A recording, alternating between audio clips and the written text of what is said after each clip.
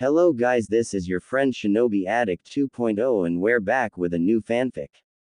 Which is What If Naruto Found Love with Hinata, Ino, Anko, and a Konoha Harem, Part 1. And if you enjoy this fanfic then please press the like button and subscribe to my channel for more fanfic like this. And now let's start the fanfic. The damage inflicted by the Kyuubi no Yoko stretched for miles. Parts of the Great Wall that once encircled the Hidden Leaf village were destroyed, leveled by the destructive power of the nine-tailed fox, a creature capable of causing earthquakes and tsunamis with but a flick of its tails.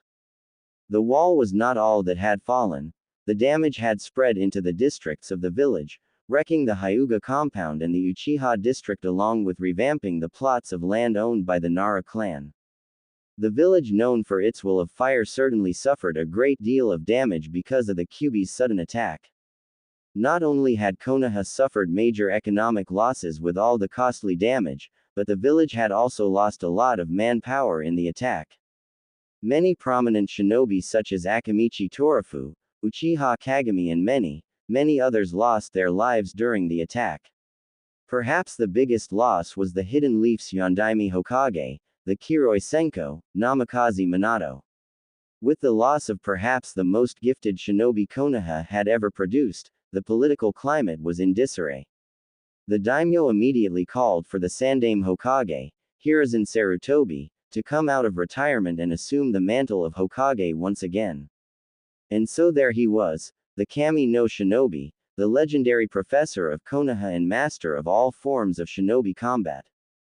Hiruzen Sarutobi was now left to struggle with one dilemma that stood out of many the Kyuubi attack had left him with. At the moment, only he knew what had truly happened. Uzumaki Kushina, Minato's wife, the second Jinchuriki of the Kyuubi, had through the meddling of Uchiha Madara, been forced to unleash the Kyuubi during labor. It had all happened so fast and before Hiruzen knew what happened, he had lost 12 Anbu operatives, amongst which 2 of Konoha's brightest medics, and soon after, his dear wife, Sarutobi Bawako. Madara's meddling had rushed Minato and Kushina into their untimely deaths as they sacrificed their lives to save Konoha and their newborn son, Naruto. Minato had called forth the Shinigami and sealed the fox's yin chakra within himself, sealing away its spiritual essence and by proxy its physical body. The Yang chakra was sealed within Naruto as Minato knew without a doubt Konoha would come to face great danger, and would need the fox's power to overcome it. The Shinigami then took Minato's soul as payment for sealing the Kyuubi's yin chakra, while Kushina died along with her husband, drained from her life force during the entire affair. Not even her unique Uzumaki vitality and longevity were able to save her, and thus Uzumaki Naruto became not only the third Jinchuriki of the Kyuubi but also an orphan in the same night. What to do with you now, Uzumaki Naruto? Hiruzen wondered, looking down on the sleeping infant. Life would not be easy for this young one.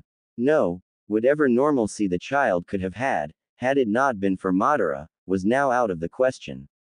From an early age he would have to be protected and taught to defend himself and those around him. If only I had the time. Hiruzen reached into the makeshift cribs of blankets and plush pillows and held up the child. My dear Bawako, I could really use your help right now. As the Sandaime Hokage, his duties were to this village first and foremost. The lives of thousands surely outweighed that of one, even if this particular infant was the spawn of the 4th Hokage and the descendant of the near-extinct Uzumaki clan. And there it was. The answer to his dilemma was right before him. Another Uzumaki still lives. It was a risky move, Hiruzen was sure of it, but it was the only alternative he had. The Sarutobi clan could not adopt this one child and yet refuse the dozens of other children left without family, nor could he, in good conscience, make Naruto's status as a Jinchuriki public. There would be revolts, demands for a public execution by the civilian populace and demands for Uzumaki Naruto to become a weapon with the sole purpose of destroying Konoha's enemies.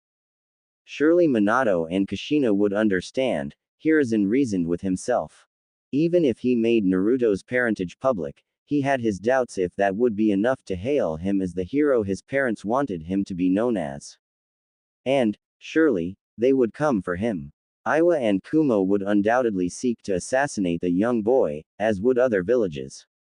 Minato and Kushina had, after all, gained fearsome reputations in their respective years of service, and if word of their offspring reached the other villages, the result could be catastrophic, potentially a cause for even. Hiruzen realized he could not hide the boy, for no matter how hard he would try, a leak of information would inevitably happen. There always were with secrets of this magnitude. Experience of over 30 years in office and 50 years of shinobi service had taught him that. Uzumaki Hattori. Hiruzen almost shuddered at the thought of Naruto growing up with that relic.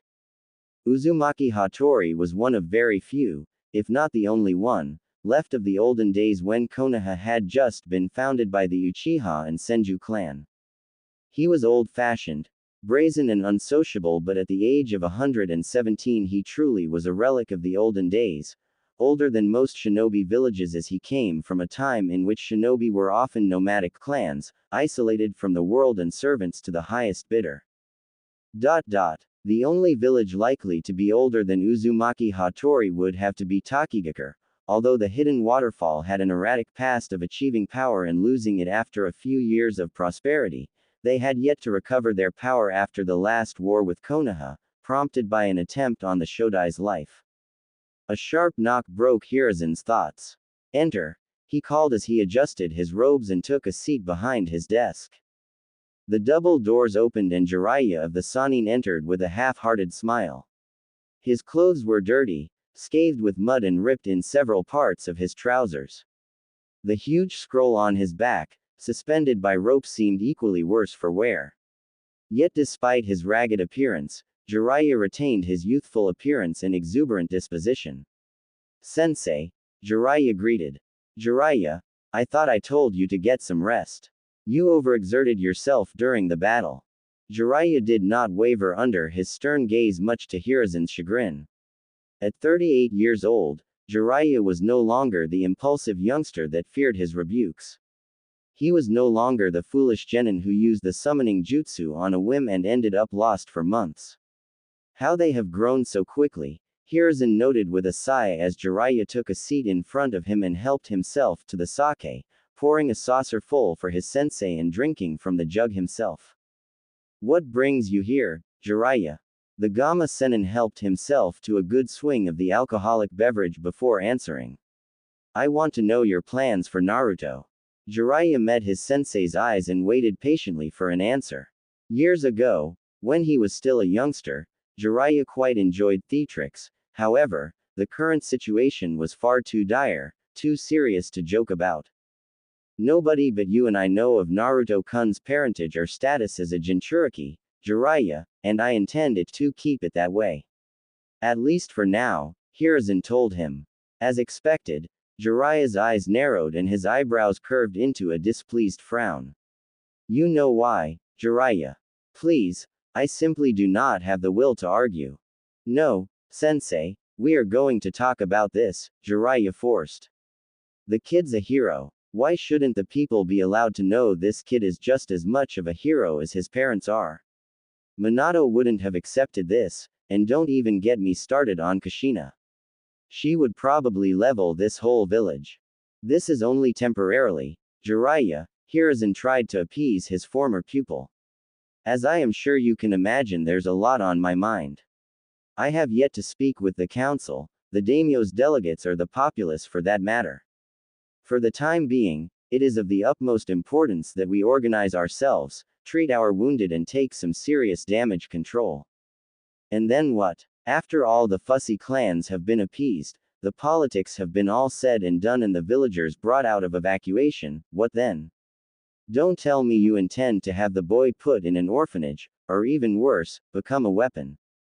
Hiruzen sighed. You are the boy's godfather, Jiraiya.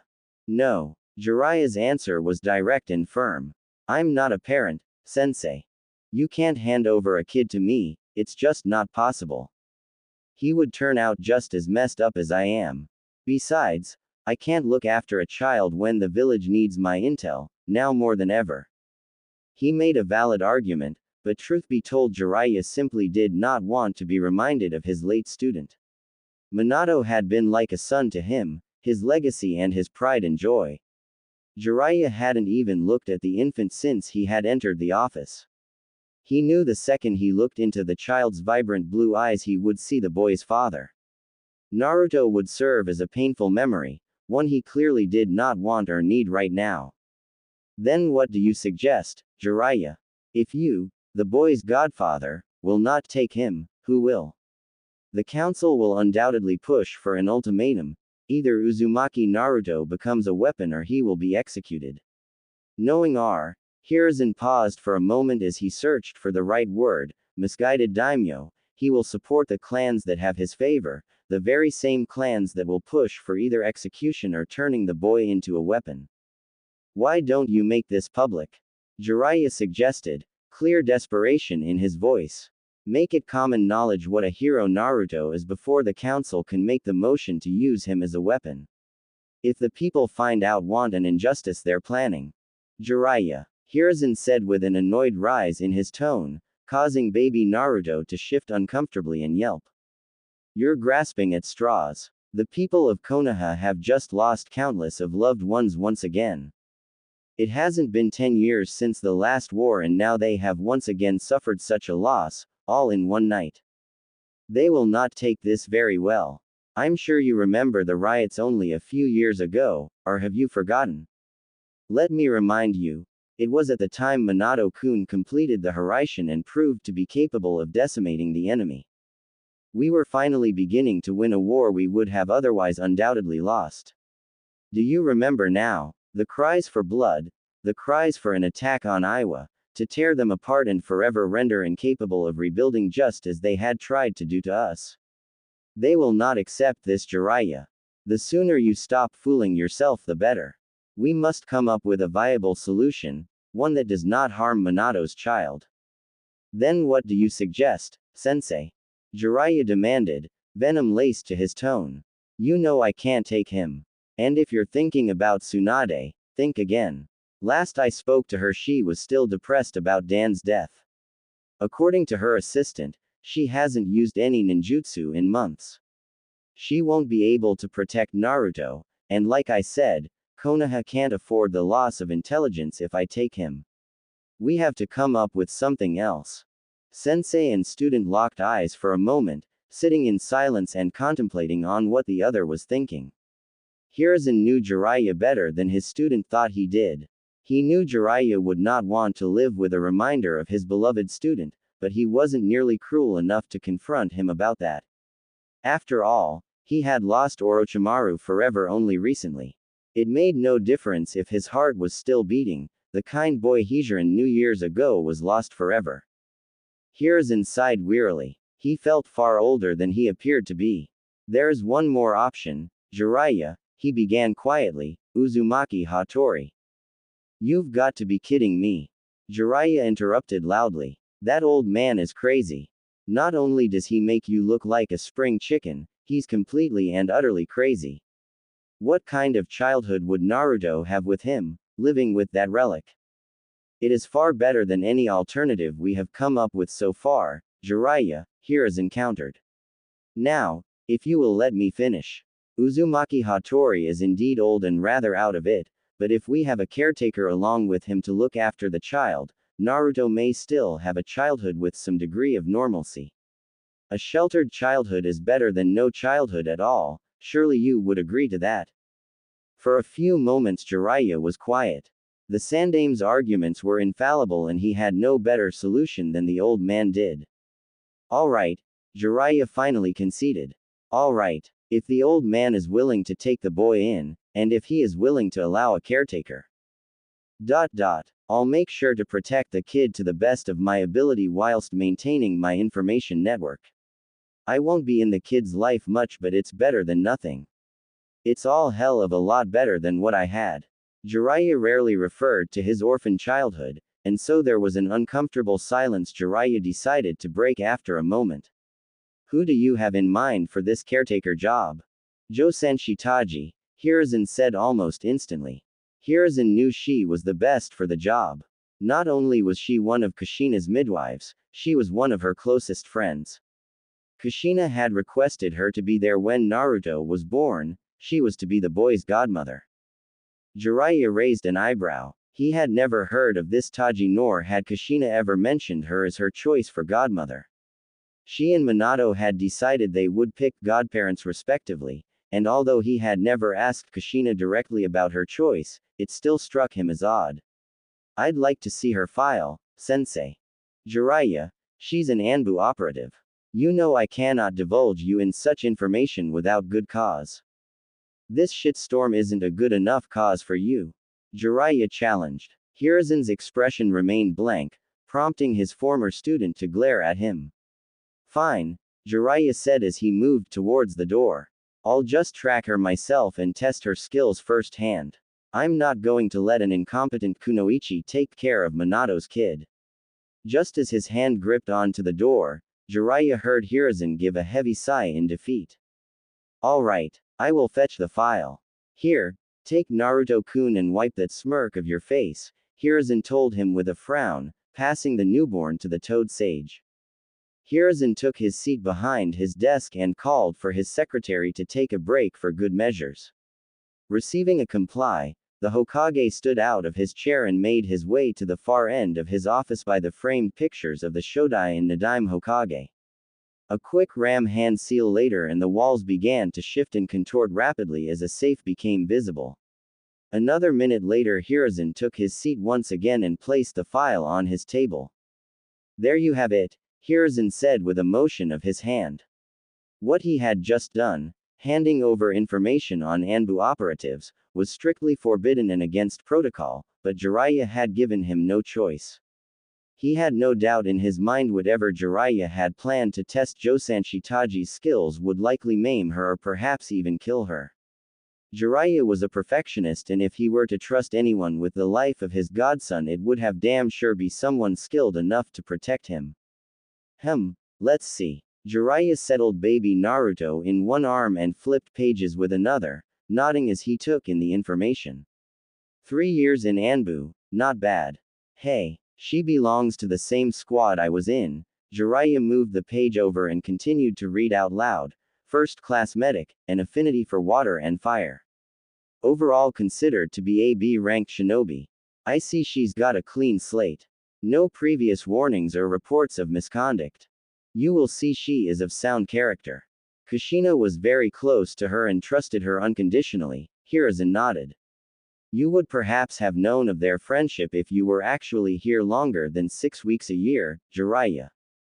Jiraiya looked up at his sensei with annoyance, but allowed the comment to slide and continued to read the file. Alright, she'll do, Jiraiya decided after a long moment of silence broken only by the baby's suckling noises. The question is, how are you going to hide the fact one of Konoha's first-class medical ninja is gone without a trace? Having her declared as a rogue shinobi won't do much good, especially if they sent Hunter Nin after her. She'll just end up endangering Naruto. Do not fret, Jiraiya, Hiruzen assured him, balancing the infant in his arms. I will simply fudge the paperwork. I'll have her set on a triple S rank mission on papers.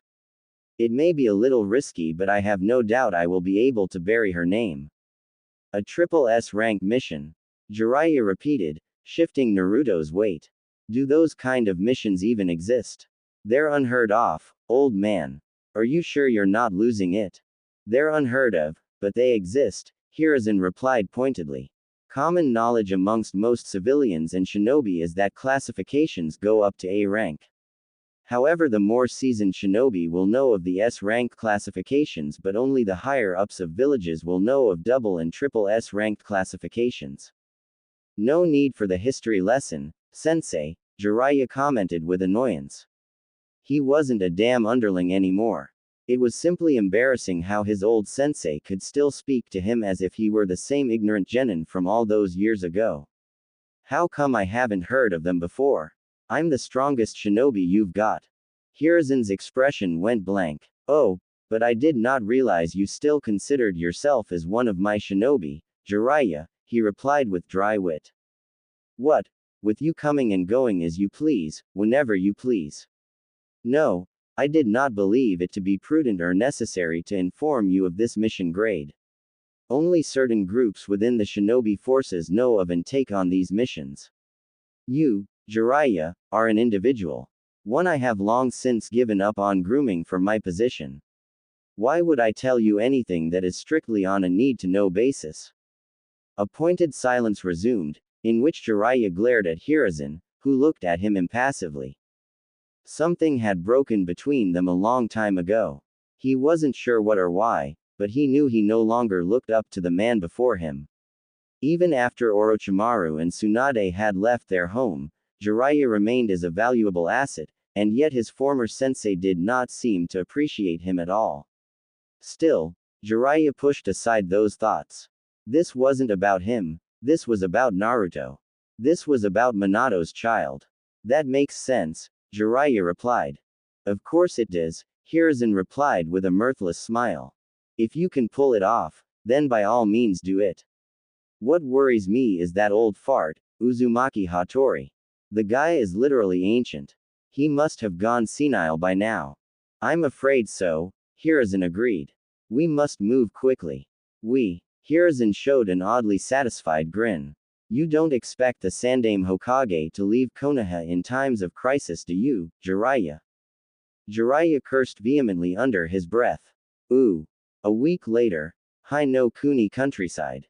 Within hours after having decided what to do with Naruto, Hiruzen and Jiraiya had taken action. Josanshi Taji was summoned to the Hokage's office and sworn into secrecy over her next mission. The Kunoichi had been surprisingly fierce about the proposition and even requested they placed a cursed seal on her to forbid her from speaking of her mission, should she ever be captured.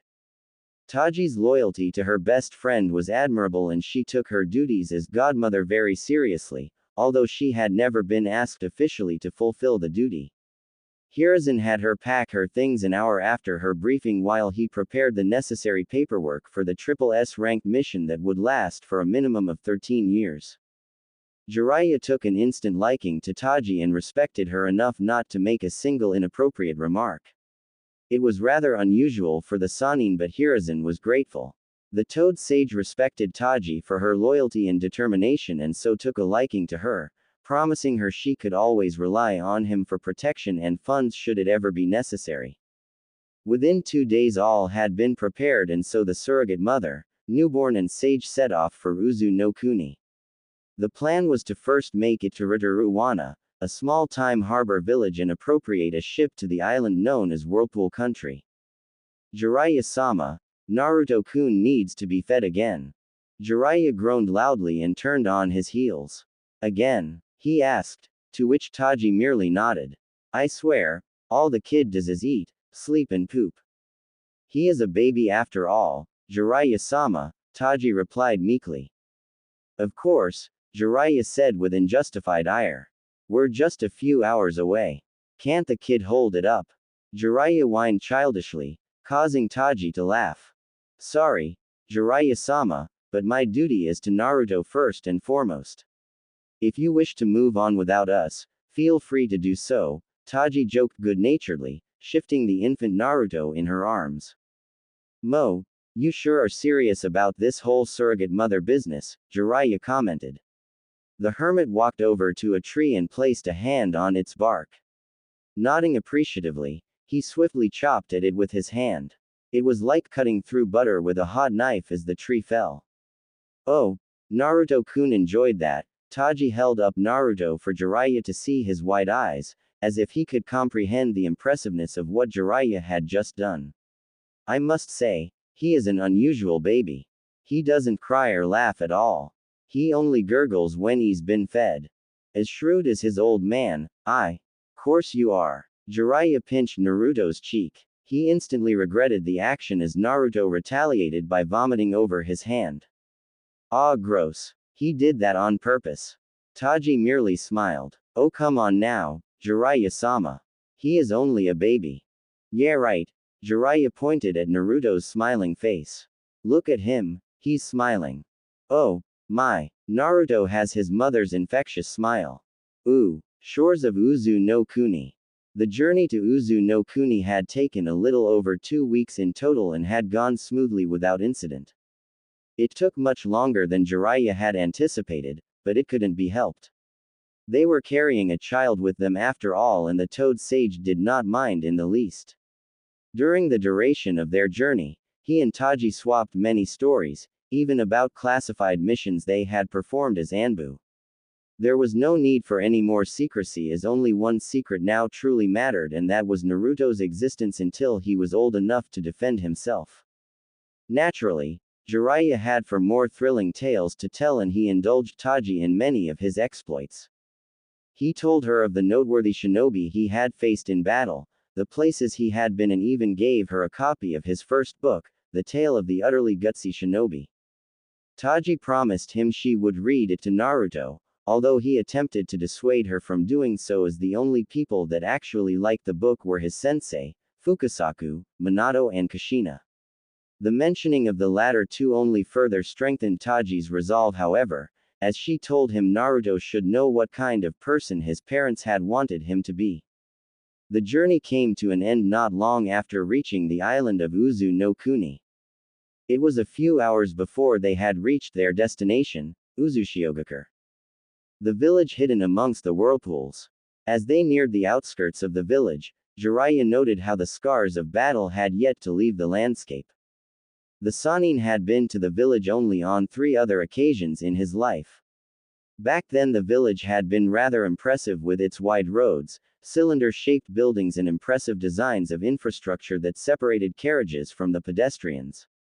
In the middle of the village was its monument, a plaza decorated with statues and buildings in honor of their village leaders and other prominent figures that had been produced by the village. It was a dark chapter of the shinobi world indeed, as Uzushiogakure had been razed to the ground. The details were vague, and whatever evidence had been submitted was not enough for Konoha to go to war over. It had been too late once Uzu had been wiped out by the massive attack spearheaded by Kumogakure and Iwagakure and backed by smaller shinobi villages. Jiraiya shook his head as they neared the remains of the walls that once been vast and protected the village.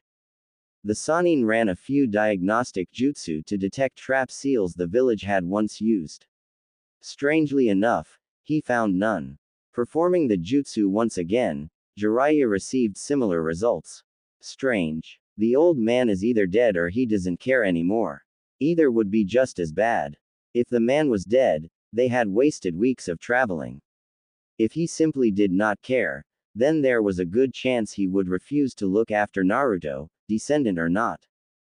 Follow my lead carefully, Taji, Jiraiya instructed. As she nodded, he continued to lead the way into the ruins of the once proud nation of Seal's masters. Where are we going? Taji spoke so softly she was almost whispering. Clearly she was just as anxious as Jiraiya was. Jiraiya merely waved a hand at her and continued to lead the way to the one place he was sure the old man would be at, the plaza in the heart of the village. As they walked through the streets of Uzushiogakure, Jiraiya was reminded how large and grand the city had been, nearly stretching across the entire island, which was at least 3 times as big as Wave Country. You've got some rich heritage right here, Naruto. If we're lucky, the old fart might have saved some of the scrolls. After nearly an hour of carefully threading through the village, they had finally reached the plaza. The plaza retained much of its beauty, although there were some fallen pillars strewn across it. A fountain molded into a large spiral stood between the statues. Jiraiya's heart skipped a beat upon arriving in the plaza. Sat in a lawn chair before the statues was a figure with his back facing them. The figure sat in a rather hunched back fashion, and from what Jiraiya could tell he appeared to be sleeping. The old man had long, white hair that reached the small of his back. He wore black overalls under the traditional marine blue armor of Uzushiogakure shinobi and a red sash around his waist. Holding out an arm in front of Taji to motion her behind, Jiraiya cupped hands over his mouth. Uzumaki Hattori. Jiraiya called out to the man. Uzumaki Hattori seemed to wake up instantly at the sound of his voice and began to turn to face him.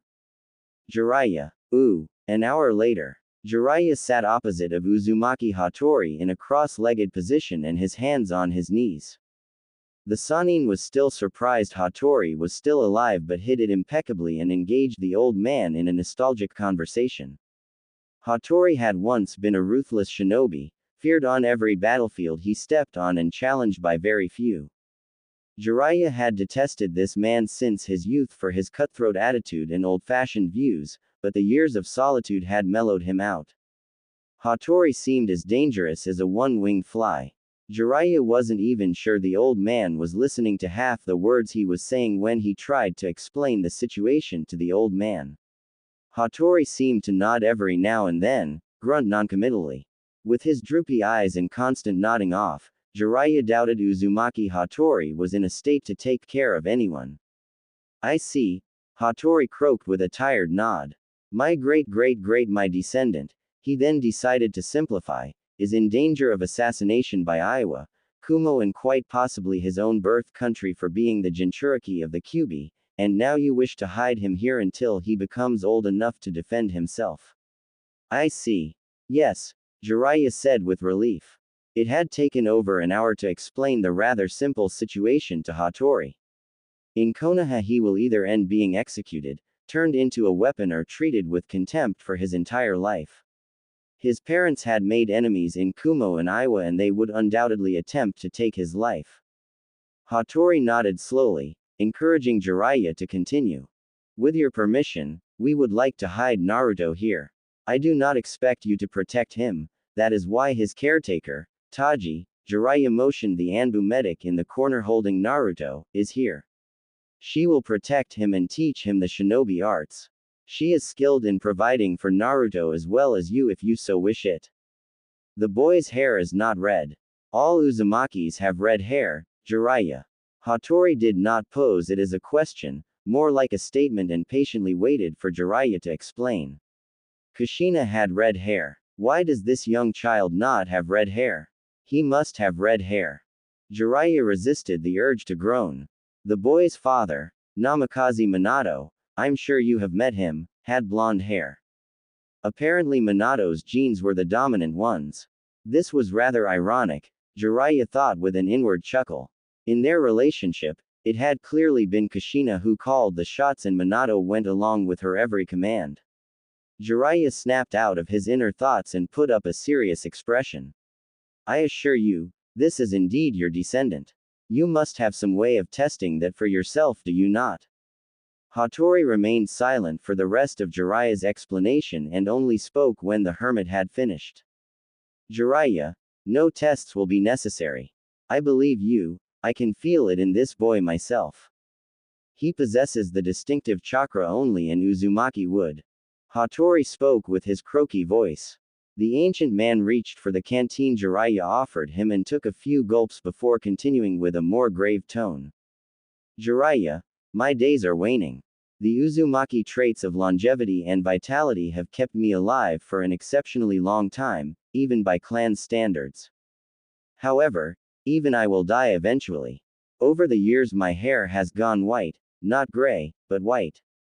This happens only when an Uzumaki lives long enough to reach an age where his body can no longer go on and his life force begins to gradually decrease. Hattori paused to allow the information sink with Jiraiya and then continued a moment later. My life is circling in the drain and soon Uzumaki Naruto will be the very last of the once great Uzumaki clan. You wish to teach him? Yes, Hattori nodded. The Uzumaki clan will live on in Naruto, but he must also carry out our traditions not only in blood but in knowledge. I will teach him, educate him into a fine shinobi. At my age I am no good for ninjutsu or taijutsu, however there are a great many things I can and must pass on to Uzumaki Naruto. From there on out, Jiraiya and Hattori spend hours upon hours of discussions. Jiraiya clearly did not trust the old man and wanted to know every detail of what he wished to pass on to Naruto. Eventually, after much discussion, Hattori had promptly stood up and beckoned Jiraiya to follow him. The relic led him into the great tower of the village where the village leader ruled from and where the villagers would flee to in case of an evacuation order. Jiraiya soon came to understand he had never truly seen all of Uzushiogakure, as underneath the surface were a labyrinth of secret pathways, tombs and honeycombs of storage facilities, as well as hidden training grounds. The founders of Uzushiogakure had truly designed a magnificent village. Those unfamiliar with the hidden underground of the village could get lost for days, if not forever, in the maze-like underground. Hattori led Jiraiya through the pathways swiftly and moved without a doubt in his direction. The old phantom knew the underground by heart.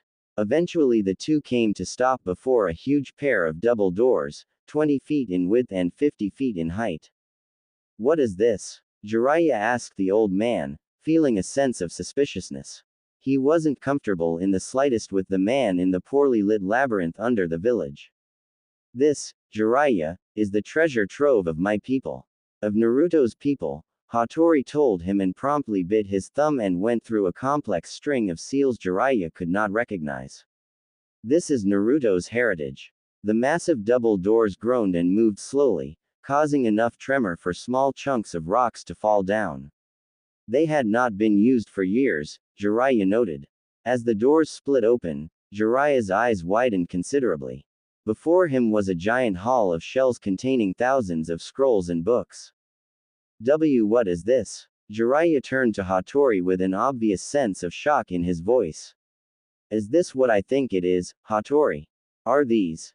"Yes, Jiraiya. These are all the jutsu my people, and Naruto's people," Hattori was keen on reminding him of that, "have acquired over the years. Some of these were thought to be long forgotten, others were made forbidden, and a few were thought to be destroyed. This is the heritage of Uzushiogakure, founded by the Uzumaki clan. This is Naruto's heritage." Jiraiya dropped all inhibitions as he entered the tomb. Even he, the legendary Gamma Sennin, had been swept away with such profound shock he could not help to feel like a child in sweets shop.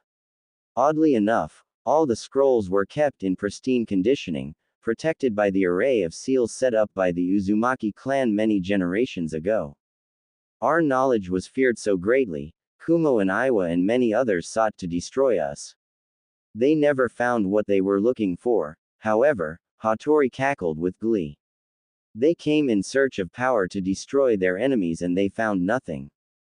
These are amazing." Jiraiya read the tag on a rather thick scroll and made to reach for it, only to violently propel him backwards and into the ground. Jiraiya groaned and swore loudly as he got sat up. "What was that?" "Only those of Uzumaki blood may touch these scrolls," Hattori explained, walking over to the shelf Jiraiya had been looking at. "Allow me to demonstrate." Hattori reached for the very same scroll Jiraiya had reached for and plucked it off the shelf. A quick hand seal later, and the scroll glowed for a moment. "You may copy its contents, if you wish, but return the original to the shelf when you are done, will you?" Jiraiya caught the scroll midair and reads it label with wide eyes. The reverse 4-symbol seal. This is an S-ranked kinjutsu. It was said to be lost generations ago. Jiraiya quickly created a kage bunshin and had it copy the scroll's contents as he joined Hattori, who stood in his hunchback posture. "Thank you." Hattori did not acknowledge his gratitude and got straight to the point in his croaky voice. "You see why it is so important for me to pass on the Uzumaki clan's teachings to Naruto, Jiraiya." Jiraiya for his part scratched his cheek in thought. "I can certainly see why you would think so, Hattori. I have no problems with him learning of his clan, but I do not want to see him become obsessed with obtaining all jutsu. I have lost a dear friend to such obsession, and I will not stand by and watch Naruto follow in the same footsteps." "Of course not," Hattori quickly conceded. A little too quickly, but the ancient shinobi pressed on it quickly. "I intend to only teach him of our seals. That is the most important heritage you will find here. What he plans to do with the rest of the jutsu obtained is up to him. Should he wish to share it with Konoha, so be it. He will be the new head of the Uzumaki clan when I am gone." Jiraiya's expression instantly lit up, seeing a great chance for Konoha to obtain more jutsu. At times like these, when the village had been greatly weakened, a larger arsenal of jutsu at their disposal was exactly what they needed. "Then I accept your offer." You can teach Naruto all about his heritage as long as you stick to Fuinjutsu.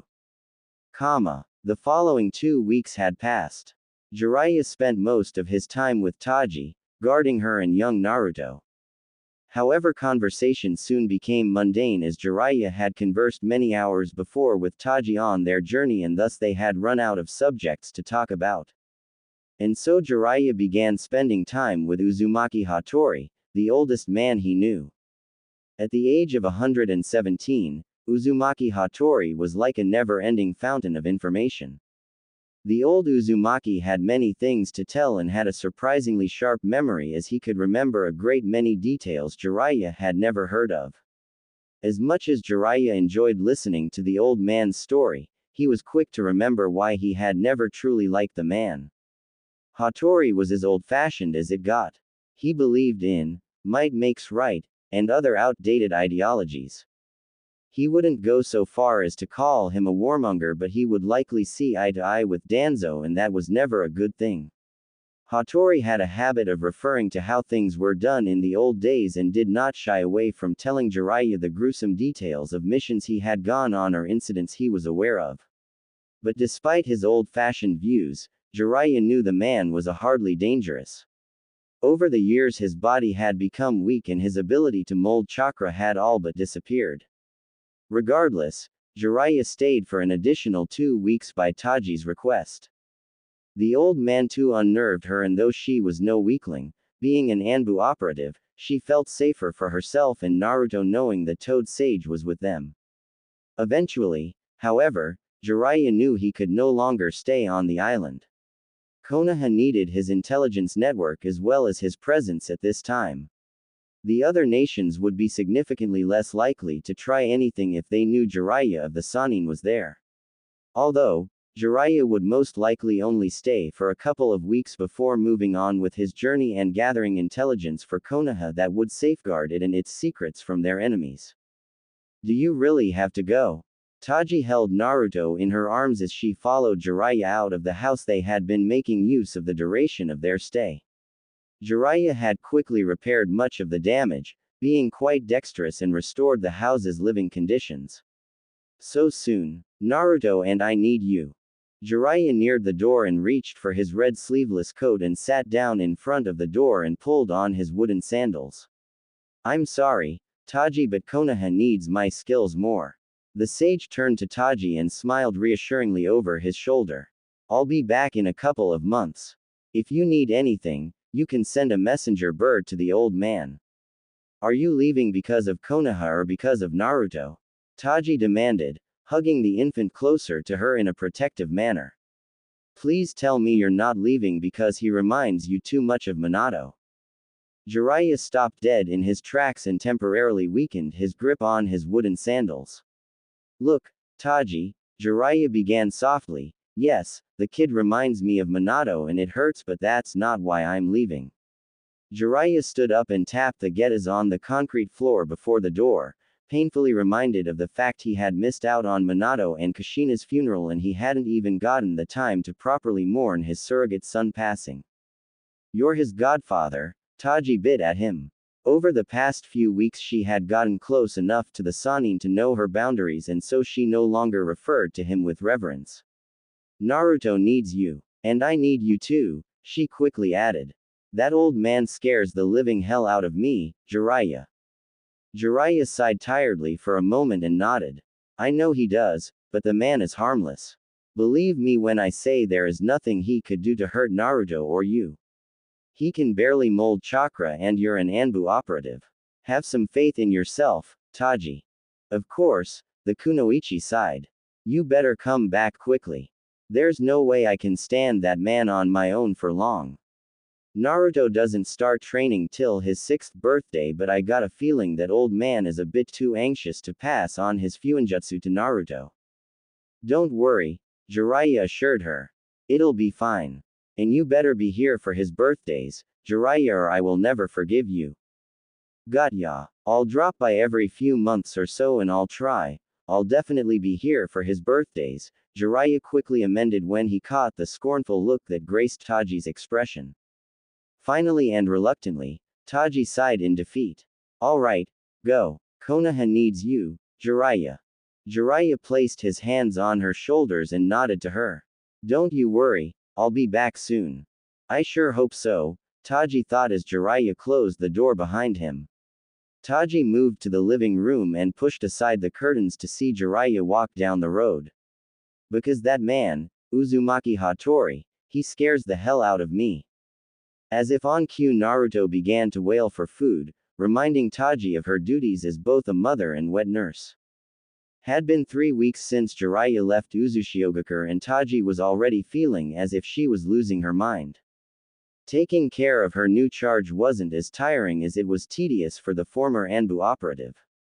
And while she loved little Naruto as if he was her own son and would sacrifice anything and anyone to protect him without hesitation, as she had proven by sacrificing her life and career in Konoha on only a few hours' notice, the day-after-day repetition of menial tasks had become incredibly boring as she catered to the newborn's wails for affection, food and changing. Still, it wasn't all bad. One of the good things about her situation was that Naruto slept for most of the day, thus allowing her plenty of time to read. It was an enjoyable pastime she rarely had time for when she worked in the field. Taji was also grateful for her elite training in Anbu, during which she was taught the Kage Bunshin, one of Konoha's most sought-after techniques. The shadow clone technique allowed her to find reading materials whilst simultaneously caring for Naruto. Uzu no Kuni was once a nation rich in literature and culture, so she experienced little to no difficulty finding reading material amongst the ruins. In addition, she was grateful for the rare medical scrolls from the vault Hattori brought over on his visits.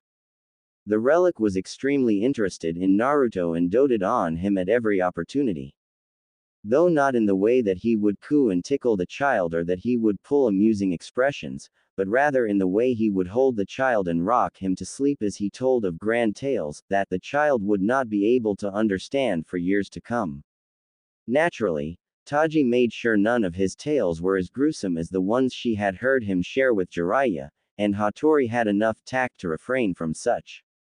At first she had been rather weary of the lone survivor of the silent massacre of Uzushiogakure, but eventually, as time crawled by and Hattori's visits to see Naruto became more frequent, Taji began to drop her guard.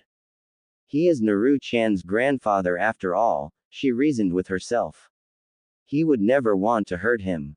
Of course, technically speaking, Hattori was not the boy's grandfather, but he preferred it to whatever real relation he had to the boy, as he referred to himself as such when speaking to the infant. To Taji's immense surprise, she learned Hattori was the brother-in-law of the Shodai Senju Harashima and that the Uzumaki were related not only to the Senju clan but to the Uchiha clan as well. The relic generously indulged her in her many questions, apparently taking no offense to her curiosity and enjoying the opportunity to revel in nostalgia. He told her many stories dating back to the very founding of Konoha and beyond. In his lifetime, he had met with the Shodai many times, and Taji was excited to learn what little facts he was able to share with her.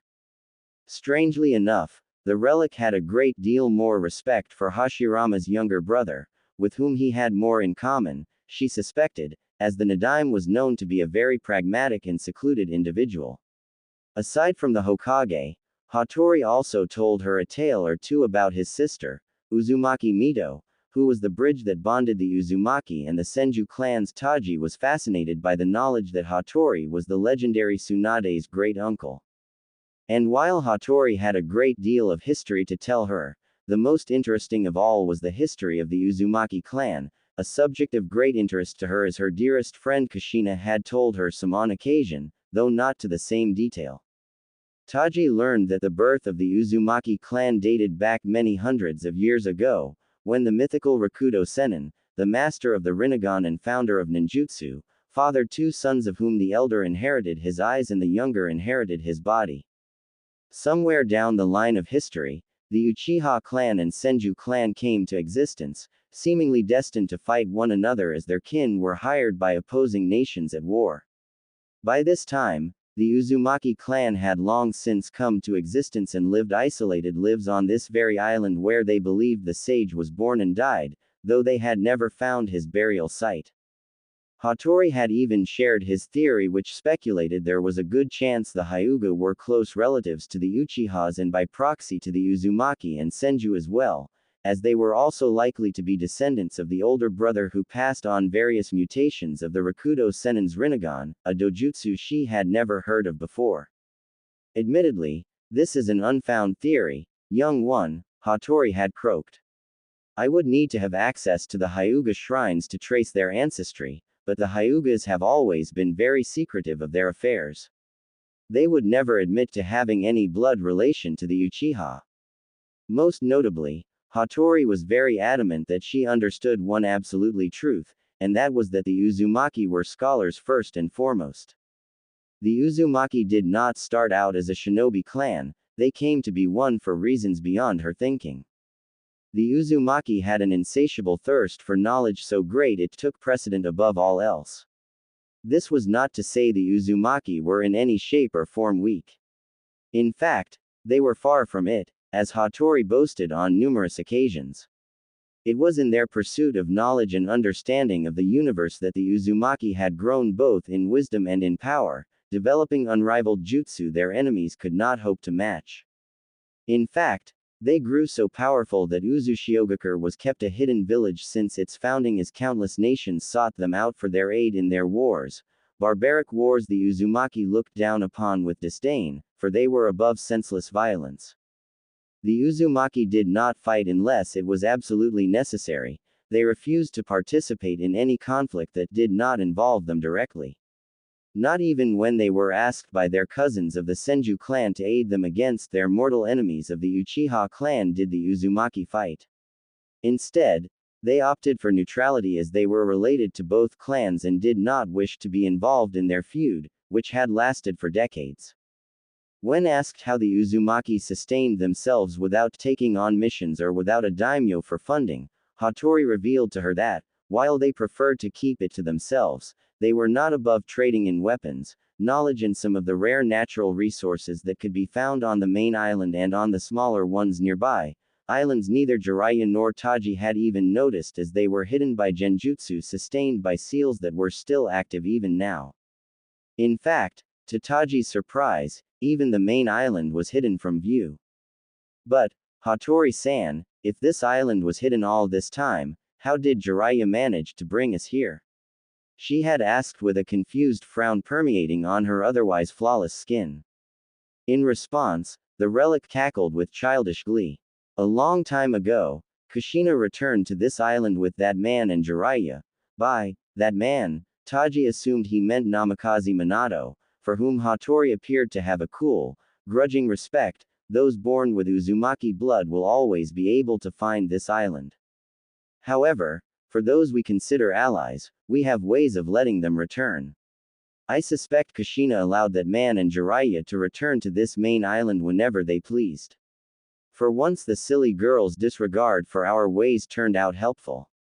In her 3 weeks of living on the island, Taji accumulated more knowledge on the legendary Rakudo Sennin than most scholars did in a lifetime of research. She learned from Hattori that a great number of ninjutsu and bloodline limits could be traced back to the Sage of Six Paths. Virtually all dojutsu were mutations of the Rinnegan passed down the elder brother's lineage, while a great number of body-related Kekkei Genkei came down from the second brother's lineage. Amongst other these included the infamous dead bone pulse of the Kagaya clan. The Uzumaki, whom were born with strong chakra and incredible stamina, vitality and longevity, were undoubtedly descendants of the younger brother. As were the Senju, whose members were also born with strong chakra and bodies were capable of incredible ninjutsu, the greatest examples of this being the Shodai's Mokuden and the Nidaime's space-time ninjutsu. However, only the Uzumaki and Senju were born with the innate potential to master all elements, according to Hattori. This explained quite a great deal about Kushina's immensely powerful ninjutsu, something Taji had always been curious about. Truly, she had learned a great many things since she came to Uzushio, things she would otherwise have had no chance of learning, but still, she was no Uzumaki, and so her thirst for knowledge was not so great that it prevented her from sighing in utter boredom as time seemed to creep by at an increasingly slower pace. There was not much she could do for amusement other than reading. Even that had gotten dull, and considering how book smart she was, as most good medics were, that was quite unusual. Fortunately, Hattori found a remedy to her boredom and gifted her with a few scrolls of practically ancient medical jutsu from the Uzumaki vault, claiming that she was now an honorary member of the Uzumaki clan now that she was Naruto's mother. Taji suspected it was Hattori's way of getting closer to her son but was very much grateful for the opportunity nonetheless and relished in the practical exercises she could now spend her time on. She had been giving free rein over the medical jutsu shelves in Uzushio's treasury tomb and left Naruto in the care of Hattori while she went to look for more jutsu. Thank you, Hattori-san, I'll be back soon. It is no problem, take your time. I will take good care of the boy while you're gone, Hattori croaked as Taji slipped on a pair of shoes and rushed out of the door to gather some of the rare herbs that grew near the coast. They would be perfect for her research. As the door closed with a soft clicking noise, a sinister snarl crept onto Hattori's face. Listen closely, young one, someday soon you will become the next Uzumaki clan leader. I will raise you and I will nurture you. I will make you strong so that one day you can rebuild Uzushiogakure and destroy our enemies. They will pay for what they have done. They will all pay. A cackle escaped Hattori's throat. It was a frightening kind of laughter that did not hide the hatred in his voice as he spoke. Soon, Naruto, you will begin your path to greatness. A cry escaped the infant as the baby boy began to bawl fearfully, scared beyond measure. Hattori's dark demeanor evidently upset the child. Silence. The child fell silent on command, looking up to his great ancestor with bulging blue eyes and silent cries emitting from his small mouth. Uzumaki Naruto would begin his path to greatness soon, willingly or unwillingly. 2 years later. Naruto aged 2. Once she had finally and truly settled in Uzushiogakure, time went by fairly quickly, Taji noticed. Her days went by in a blur of systematically changing, feeding and nursing Naruto and studying and developing new medical jutsu in her spare time. Naruto was a rather scrawny baby and stayed remarkably skinny despite fears of being overfed. Hattori eased her fears soon enough, informing that Uzumakis had extraordinary metabolisms as a byproduct of their extraordinary longevity and vitality. The relic assured her that by the time Naruto reached puberty he would fill out accordingly. The ancient Uzumaki had kept his distance for the most part of the 2 years. Occasionally he would ask Taji to help with his chores, such as setting up traps to capture wildlife on the island or with skinning the fish he caught every now and then. Taji assumed he was just trying to be thoughtful by giving her excuses to get her out of the house where she spent most of her time with Naruto and doing her research, so she indulged him. Her fears of the man had all but disappeared over time. She did not mind his occasional visits to check up on Naruto in the slightest. And as promised, Jiraiya had dropped by every 3 to 5 months and was always on time for Naruto's birthdays. He never stayed longer than a few days, but Taji was deeply grateful for his company and the much appreciated supplies he brought with him. Jiraiya typically doted on his godson whenever he visited the island, though Naruto seemed to forget who he was each time as Jiraiya never stayed long enough for Naruto to remember him. Taji was rather worried about her son as the child took after Kushina, and being the bundle of energy he was, it was becoming increasingly more difficult to keep track of. This only worsened by the time Naruto could walk at 1 year old. The child truly was Taji's pride and joy however, and she began to increasingly dread the day she would have to tell him she was not his real mother. Still, she comforted herself with the knowledge there were still quite a few years left. She was still the one he looked to when he was hungry or upset, and she was still the one he babbled to in his increasingly coherent sentences. And when he grew old enough, she would be the one to put a kunai in his hand, teach him the hand seals, how to manipulate his chakra, and one day, help him understand heartbreak. Kachin, hungry. Taji looked down at the adorable 2-year-old standing in front of her recliner with his arms outstretched. Of course, honey, Taji cooed, picking up the child that'd been playing peacefully with his blocks before. Let's get you some food, Naruto-chan. Taji snuggled against the squealing toddler while walking into the kitchen. She held the child in one arm and opened a cupboard with another. After making the boy a snack, she sat him down by his toys and watched with a sense of fascination at when young Naruto switched between eating with his left and playing with his right hand.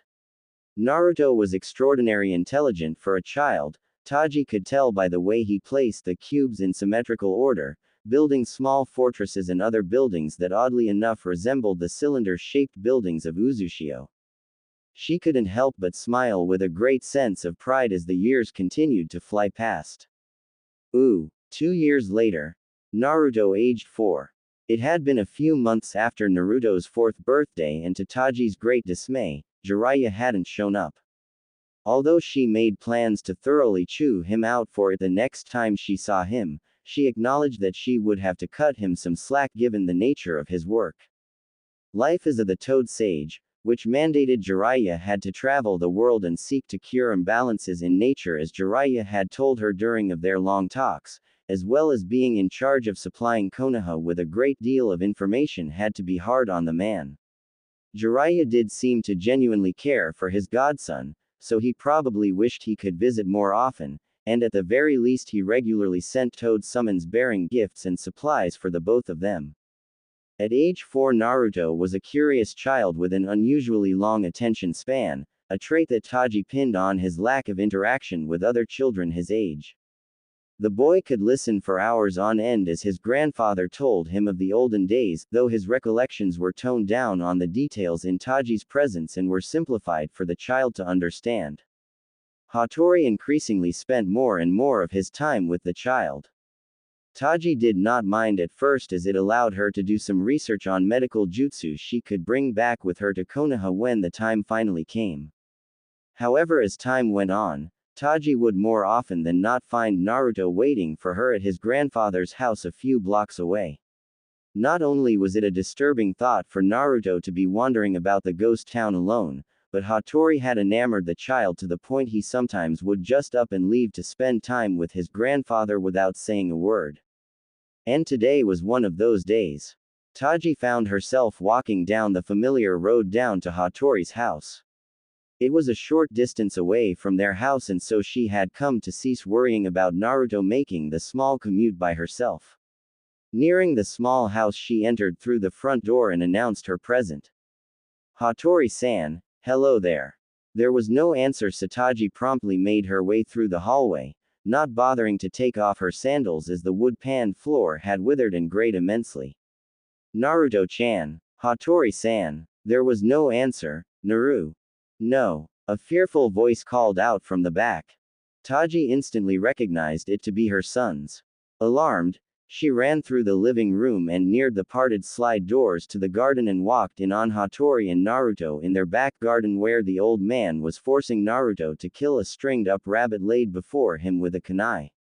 The child screamed and kicked, tears running down his chubby, whisker-marked cheeks as he resisted as much as he could.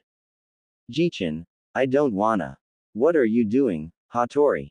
Do as I tell you, child. Hattori bristled and forced the boy's kunai brandishing hand in the skull of the rabbit. It was not a clean kill. The rabbit convulsed uncontrollably, shaking and arching its spine. Blood spurted out of the entry wound and showered the last of the Uzumaki. The young boy bawled louder than Taji had ever heard before, prompting her maternal instincts to kick in as she surged forward with a burst of speed she could hardly believe she was still capable of.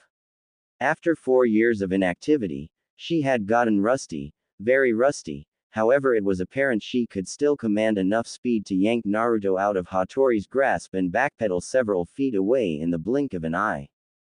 What are you doing to my son?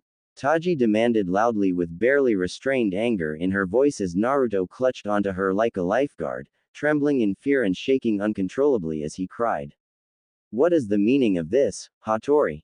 She screamed whilst channeling her urge to kill. You are not his mother.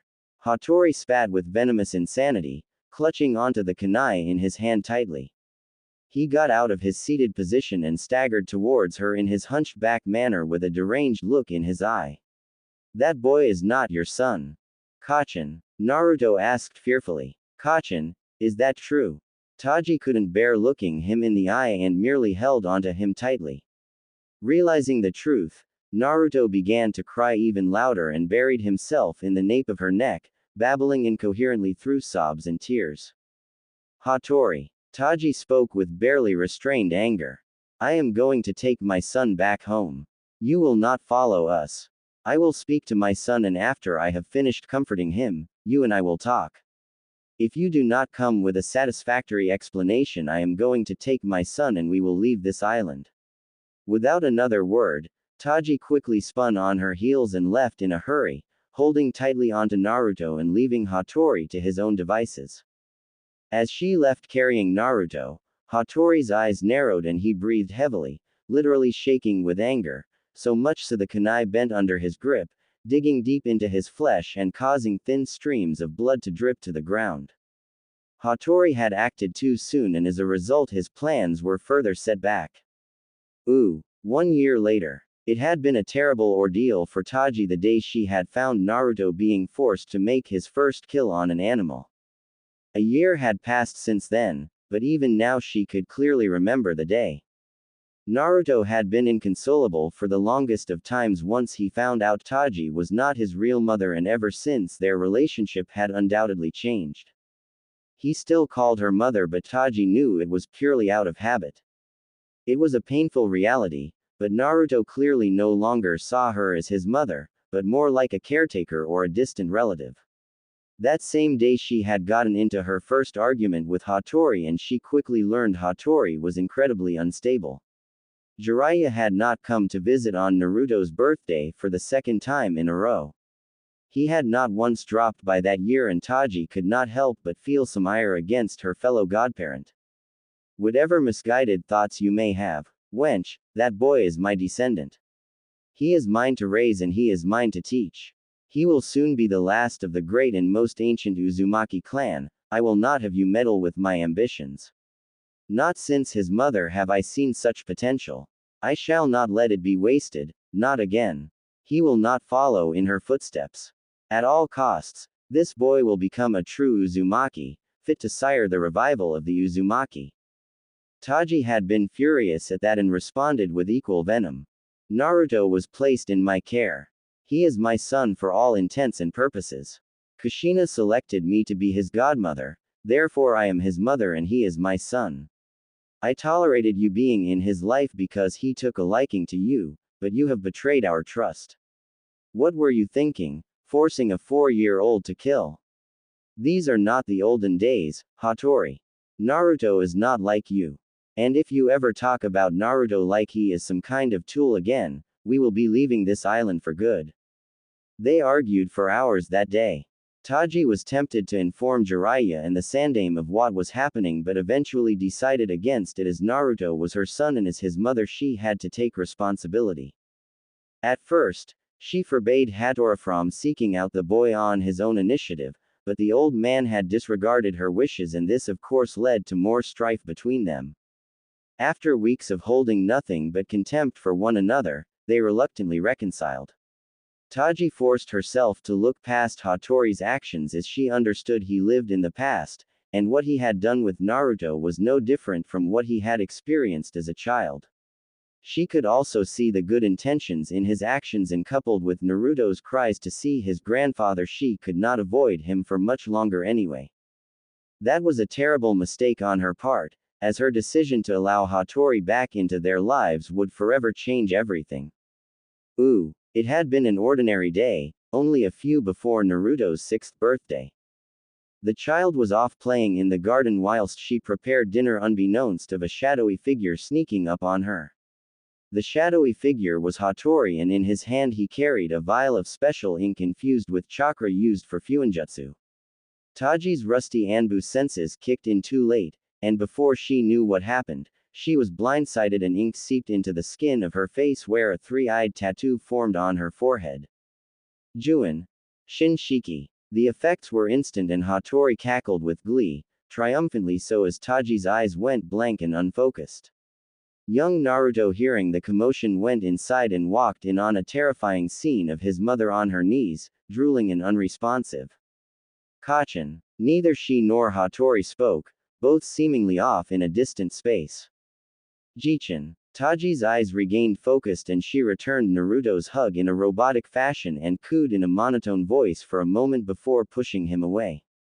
You have to go with Oji-sama, Naruto-kun. It's time to begin your training. Kachin, you said I had to wait till I was 6 to start training. Taji's eyes remained blank but her grip on his shoulders tightened painfully. Do not argue with me, Naruto-kun. Do as your mother tells you to. The boy only nodded, no words came to him that could express his confusion. Wasting no time, Hattori grasped the boy's smaller hand in his own and began to drag him away, off to begin his training, off on a path he had not chosen but followed regardless, for his mother knew best. 1 year later. It was a year later and Hattori could not deny it, Uzumaki Naruto was a prodigy in a league of his own. He marveled at the boy's ingenuity and resilience. Everything he taught the boy, the child would absorb quicker than he thought possible, blowing away even his high expectations like they were nothing. Hattori often wondered how the boy would have turned out if he had enslaved Taji's mind sooner, perhaps he would have been even more powerful. The mere thought of it could make his blood boil. Time was far more precious for him than anyone else. If only he had acted sooner, but there was something to be said for Taji, as much as he despised her. She was the driving force behind his heir, her maternal affections were what motivated him, and thus he allowed her to retain her mind for the most part, meddling with her thoughts and brain only when she defied him. Over time, her moments of defiance became fewer and fewer, obedience seemingly lapping over into her subconscious. As a result, there were some noticeable changes in the former Anbu operative. His fuin had been applied rather haphazardly, and thus as a side effect, Taji's brain had degenerated in certain ways. She was still capable of doing his bidding but the damage was irreparable. Still, Hattori had to admit Taji was crucial in the development of his heir. It was the only reason she was still alive. Jiraiya dropped by on the Naruto's 6th birthday. He stayed for only 2 days and left after being relieved from his promise by Taji, who under Hattori's directive, told the Sannin his occasional visits were doing more harm than good as they would upset Naruto whenever he left, and after being reminded that his work for Konoha was certainly more important, Jiraiya readily agreed, promising to drop by at least once every 2 years instead. The very next day, the boy's training had begun. Hattori started with teaching the boy basic chakra control, calligraphy key for true fuinjutsu masters, tactics and strategy through medium of shogi. Soon, the boy had started reading tomes on the Uzumaki's heritage by himself. It was important that he knew about the clan's history if he were to ever lead it. Hattori's heir did not particularly like reading, he was much like his biological mother in that sense, but Hattori did not take no for an answer. The Uzumaki clan was known for many things aside from fuinjutsu, including literacy and intelligence. And so the boy obeyed, convinced that his grandfather and surrogate mother knew best. Within 2 months the boy had mastered a handful of basic E-rank ninjutsu taught in Konoha's academy. From then on Hattori began to continuously and rapidly increase the scale. Tasks became harder, jutsu became more difficult and studying became much more intense. By the age of 7 Naruto mastered the basic chakra control exercises and moved on to fuinjutsu. It took him only a week to master tree climbing and just a few more days for water walking.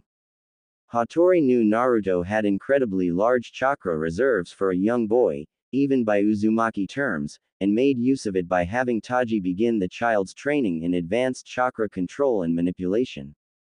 The woman had her uses as an Anbu-trained medic with near-perfect chakra control. She taught him a variety of medical jutsu along with her advanced chakra control and manipulation lessons whilst Hattori drilled the boy on the foundations of fuinjutsu, a particular branch of jutsu he excelled at far greater than anticipated. By the time he was 10, Naruto had already become a Jonin-leveled ninja. Most notably, his skill in fuinjutsu was remarkable and flourished in unpredictable ways due to his ingenuity and creativity. Naruto excelled greatly at all forms of shinobi combat taught to him and quickly absorbed fuinjutsu and ninjutsu, though his genjutsu was rather weak in comparison, despite his efforts. Hattori made sure the boy knew at least how to break high-level genjutsu before moving on to other subjects. Perhaps most notably, it soon became apparent Naruto had extremely high affinities for wind and water, typical of the Uzumaki clan, and so Hattori brought the boy scrolls from the Uzumaki clan vault that contained advanced uses of nature manipulation. One of the scrolls was particularly valuable as it was written by none other than Senju Tobarama as a gift to the Uzumaki clan. The scroll contained the secret to using the water molecules in the air for sweeten jutsu. As valuable as that was, Naruto's natural gift for wind jutsu manifested itself in a rare form of telekinesis. It was truly remarkable, so great in fact, Hattori made it a priority his heir sought complete mastery of the technique, and thus Naruto spent hours in complete silence as he meditated whilst simultaneously exercising his control over his wind element to the point he could levitate an entire kunai set in perfect synchronization and in intricate sequences. At the age of 10 Naruto knew over 100 jutsu in total, ranging from all basic 5 elemental jutsu to medical jutsu, fuinjutsu, various arts and even a handful kinjutsu thought to be impossible to master by seasoned shinobi decades his senior. It was now the time, Hattori decided. Naruto met with his tenant.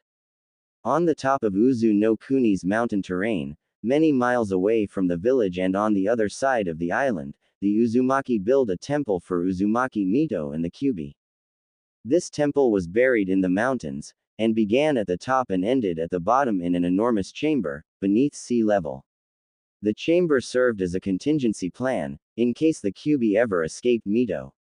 Though, fortunately, this never happened. In the case it did, the entire lower part of the temple could have been disengaged and dropped to the depths of the oceans where it would be crushed and Kyubi would have likely died, buying them enough time to prepare for when it resurrected. 1. The temple went down hundreds upon hundreds of feet down the mountain, but Naruto diligently walked down the spiral stairs, carrying Hattori on his back. The seals that maintained this facility had long since run out of chakra and it reflected on the dusting state of the temple. It had been years since the elevators were last used, neither wanted to take the risk of damaging the temple anymore. It would simply add more to the burden of restoring the temple to its prime. "We are here, Oji-sama," Naruto announced as they reached the bottom chamber. It was cold, damp and worn. The walls were white and scratched, and rubble laid spread over the chamber that seemed to have been big. The white walls painted the illusion the chamber stretched out infinitely. The damage had clearly been done in training, but it would do for now. "My sister once roamed these halls," Hattori's voice carried out in an echo. "Here, she lived and trained.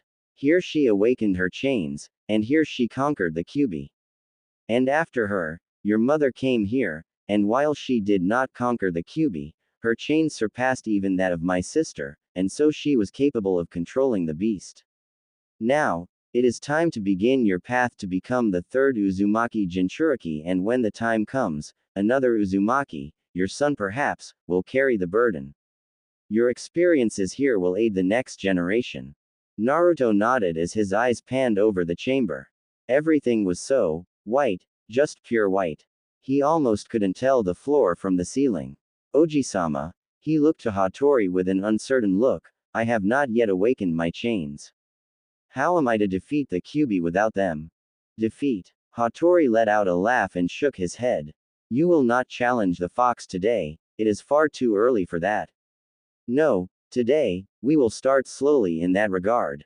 You will meet the Kyubi, that is all. Do you understand me, child?" "Yes, Oji-sama," Naruto answered stoically with an obedient nod. In the privacy of his own mind he secretly feared Hattori greatly overestimated his abilities and deemed him ready to face the Kyubi in combat. The relic made no secret of his astonishment whenever he beat his expectations. Fortunately that was not the case. "I will do as you have taught me, Oji-sama," he said, moving away from Hattori, walking several feet away as close to the center of the chamber as he could. His footsteps echoed loudly into the infinity of white. Hattori's voice rang behind him, loud and grave. Be careful of the fox, child. Do not trust a word it says, and do not touch the seal. Naruto nodded to the relic in acknowledgement and sat down cross-legged. They had practiced meditating many times now. It almost came naturally. All he had to do was take a deep breath and close his eyes in. Ooh, Naruto's mindscape. This place is filthy. Naruto voiced the first thing he thought upon entering his mindscape. A low, grumbling noise followed his statement. It sounded irritated as though indignant of his remark. Kyuubi, Naruto called out as he walked through the empty halls of the sewer. He felt a mixture of anxiety and fear, but he refused to go back so soon before even seeing the Biju. At last, my new jailer comes to visit me, a booming voice rang out as Naruto reached the end of the hall and stalked towards the shadows. Have you come to conquer me, boy? Come to force your will? No, Naruto said loudly as he walked towards a gigantic cage. Much to his own dismay, his voice shook and was laced with fear. I am here to talk. Kukuku, talk, yes, I am sure you are. Kyuubi's voice carried in mocking laughter. I am no fool, insolent boy. Everything you see, I see. Everything you know, I know. You cannot fool me. Naruto seriously doubted this but did not question the fox just yet. There was nothing to gain from agitating the Biju. I see. The relic manipulates you, the Kyuubi rang out from the darkness, his booming voice carrying out in an echo. You are as much a tool as the blade he put in your hand. Do you expect me to deny that? Naruto asked with genuine curiosity, tilting his head. It was a bad habit Hattori had beaten out of him, having deemed it undignified and unbecoming of an Uzumaki, but the relic was nowhere to be found now. In his mindscape Naruto was free. I do not deny it. I am fully aware of what I am. A tool. Yes, Naruto nodded simplistically, not even remotely challenging the statement. A tool. The Kyuubi took a moment to process his response, clearly disturbed by the honesty of it at least somewhat. You have come here to talk. The fox released an impatient growl from its throat so great the air vibrated. Then speak. Will you please show yourself? Naruto asked as politely as he could. Why don't you open the cage? The Kyuubi replied mockingly. His gigantic red, slit eyes glowed eerily in the shadows of the cage. I would be more than willing to show myself if you did. Naruto gave a shrug feigning non-discomfort. Maybe. One day. I'd like to. You would have me freed. Yes, Naruto replied firmly as though it were a simple answer to a simple question. Why not? He added as an afterthought, entertaining the possibility the fox preferred to dwell in his mindscape. Do you not know what I am, what I can do, what I have done? Do you have an idea what I would do, given the opportunity? Of course I do. I know all about you, Kyuubi. Naruto gave a small smile as he eyed the fox with bemusement in his knowing. I thought you said you saw everything I saw and knew all that I knew. The fox moved forward, a gigantic humanoid claw hand grasping one of the humongous bars on his cage. It didn't speak, thus Naruto took as a sign to continue. You are the first son of the Rakudo Sennin, Naruto said as he took in the fox's entirety, smothering his fear it has begun to build up at the sight of the Biju's imposing enormity. Your name is Kurama of the Nine Tails and you are the former partner of Uzumaki Mito. How do you know my name? Kurama demanded with a booming voice, extending his remaining claw at Naruto in an attempt to rip his face off. Speak. Naruto jumped backwards, unable to steel himself from his own terror, and thus falling on his backside in his haste. His fear came back with a vengeance, but only for a moment, as he refused to lie there on the ground, terrified beyond his wits. With as much dignity as he could muster, he slowly picked himself up, keeping an apprehensive eye on the fox. Uzumaki Mito shared with her family what you told her, including your name and parentage. If the look on Kurama's face was any indication, the fox was about to completely lose it. Such betrayal. Uzumaki Mito did not betray you. Naruto didn't know why he felt this way, but he was offended by the notion. She did not betray your trust. She cared for you, Kyubi. The others, even Oji-sama, disapproved, but Uzumaki Mito, she knew love for you. You were more than just a tool to her, Kyubi. Naruto gripped his fists tightly as he walked closer into Kurama's reach, essentially putting himself at the Biju's mercy. She did not share the knowledge you entrusted her with out of spite. She did it because she hoped you would one day be treated with more decency and regarded as more than a monster. Kurama's eyes bulged and all anger left him immediately. The fox settled down, lying down on the ground as it processed the information. Are you alright, Kyubi? Naruto asked tentatively. You know my name, why not use it? Naruto let out a laugh. You permitted only Uzumaki Mito to call you by your name. I do not wish to offend you. You say you do not wish to offend me, but do you not realize I am the one responsible for the death of your parents?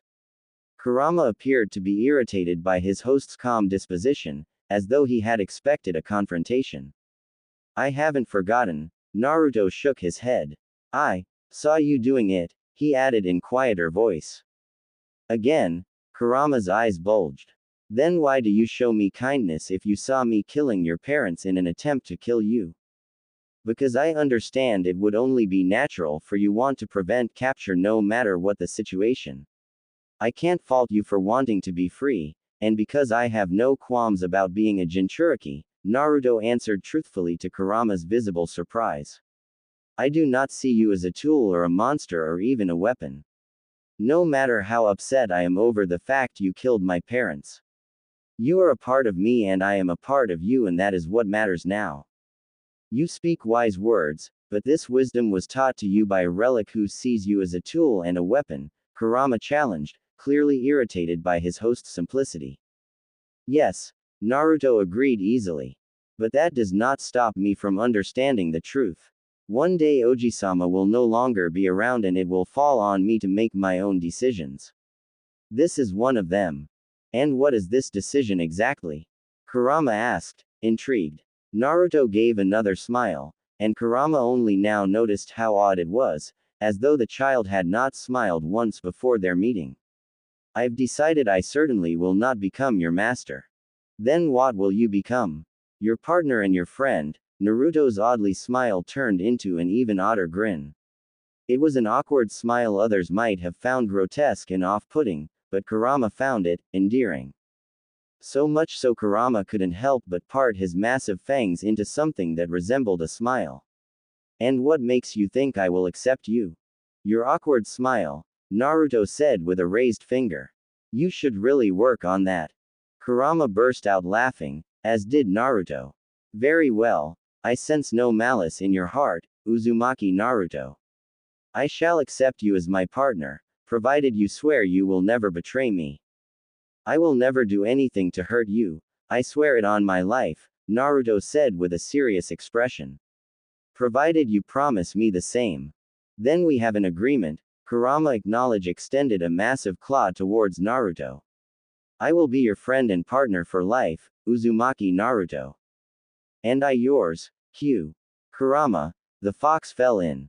You may call me by my one true name. Kurama. Naruto nodded with a smile as he gripped and shook Kurama's claw. Your name suits you. As does yours suit you, Naruto. Ooh. Hours later. Hattori grew restless as he paced before Naruto, who remained in his meditative state. What is the meaning of this? Hattori repeated for the umpteenth time. The plan had been a short meeting with the fox, a meet and greet that shouldn't have taken longer than a few moments, and yet the boy remained still for half a day. Could he have done the unspeakable and released the fox? No, of course not. Hattori quickly dismissed the possibility out loud, chiding himself for his fears. The boy was far too intelligent to fall victim to the fox's wit. And even if he wasn't, the boy knew who to obey. Hattori considered waking the boy forcefully many times, but that did not strike him as a good idea. Who knew what would happen? Mito had always made a point of total solitude in her chamber. Hattori could not begin to imagine the chaos he could possibly cause if he even shook the boy. Damn you and your insolence, child. It was just as he said it, when chakra, bright crimson-orange chakra, exploded from Naruto in all directions, tossing Hattori in the air. A shroud of chakra enveloped Naruto and 9 tails shot out from the small of his back and curled around him in a protective barrier.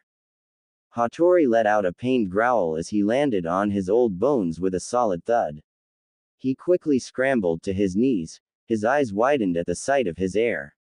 "What is this?" he exclaimed raspily as Naruto's eyes opened. Rather than blue, the young Jinchuriki's eyes were red and slit. "Kyuubi." "No, Oji-sama," Naruto said in a calm, baritone voice as he shook his head and the chakra tails unfurled. It was an odd sight to say the least. "Kurama has not taken over. What is the meaning of this?" Hattori demanded in the raspy scream. "The plan was to meet." "Forgive me, Oji-sama, but we took quite a liking to one another," Naruto interrupted Hattori for the first time in life. "We have come to an agreement that we shall fight side by side as partners and friends, and more importantly, equals." Hattori's old eyes looked as though they were about to bulge of their sockets. "What?" he exclaimed. "The seal." He then added hurriedly. "What did you do to the seal, boy?" "I modified it," Naruto revealed with slight reluctance. Hattori gasped and choked on his spittle. "Do not worry, Oji-sama. I modified only a little to enable Kurama to speak to me directly." "When did you learn how to do such a thing?" Hattori demanded, irate. "I did not teach you how to do metal with a seal of a caliber such as yours." Naruto knew better than to smile or even give a minute indication of smugness with Hattori. The old man was clearly displeased and practically foaming at the mouth with rage as though he was about to have a stroke. "I memorized the foundations of the Tekko Fuin stolen from Kumogakure and modified my seal to allow Kurama and myself a means of direct communication," he repeated as he added more details. "I also modified the Hake Fuin my father created to make it easier for myself to borrow Kurama's chakra and to allow Kurama to come out and materialize a body when necessary. Those two are the main principles of change. However, there is one final aspect of Hake Fuin I've changed, but that will not become relevant for a long time. I call it Hake Tekko Fuin Shiki." Hattori's bulging threatened to pop out of their sockets in complete and utter shock as he struggled for a response. The 8 trigrams iron armor seal method sounded absurd on the face of it. What made it even more unbelievable was the fact a 10-year-old, genius or not, was capable of creating. "One moment," Hattori said as he regained his voice. "Does this mean he discovered my own modifications?" "No, that's impossible. As gifted as he may be, my own modifications are as perfect as modifications to a seal ever could be. There is no way why this child would have spotted them." The relic calmed himself, confident his heir had not noticed his adjustments. "How will the Kyuubi materialize a body?" he then demanded. "The fox's yin chakra was sealed for good, how will he be able to perform such a feat without yin-yang release? And what is this last change you speak of? Answer me, child, and quickly, before I truly lose my temper." Naruto flinched but answered promptly nonetheless. "Both questions have the same answer, Oji-sama," he began to explain. "While it is true Kurama in theory cannot materialize a real body due to the imbalance in his chakra as a result of my father sealing his yin chakra, I have modified the Hake Fuin to convert the yang chakra Kurama still possesses into yin chakra, which Kurama can then mold into yin-yang chakra in order to materialize." Hattori remained silent as he listened, for once not interrupting his heir. Thus Naruto continued explaining. "This will work assuming Kurama's soul can still remember the feeling of yin chakra and use that experience to successfully convert some of his yang chakra into yin chakra. In a sense, my connection with Kurama will grant me a Kekkei Genkei like the Yanbi, Son Goku, and its container. In theory, I will be able to perform yin and yin-yang release. If the Kyuubi materializes, then he would have to half his yang chakra to create perfect balance between yin and yang," Hattori stated, to which Naruto nodded affirmatively. "Does that not make him weaker?" In secret, Hattori could barely contain himself. Yin-yang release. That is the power only the Rakudo Sennin was capable of. This is too good to be true. Naruto gave another indication of his head. Under normal circumstances, yes, but as I grow older, my chakra reserves will become more vast, thus I will be capable of lending Kurama my yang chakra and he will be able to convert his own into yin chakra while at the same using enough of mine to reach his former power. That remains a theory, Hattori bit out venomously. Do you understand what you have done, child? Suddenly and impulsively, Hattori struck Naruto across the face with as much force his old bones could muster, sending the youngster hurtling and bounding across the floor. Naruto came to painful stop but picked himself up, refusing to hold his stinging cheek as he fell completely silent. He knew better than to talk back to his grandfather. If he did, there were means by which Hattori could inflict pain that required no physical contact whatsoever. And he had been on the receiving end of such punishment enough times to remember exactly how horrible it was. Your life is now fully entwined with that of the fox. You have indefinitely jeopardized my ambitions.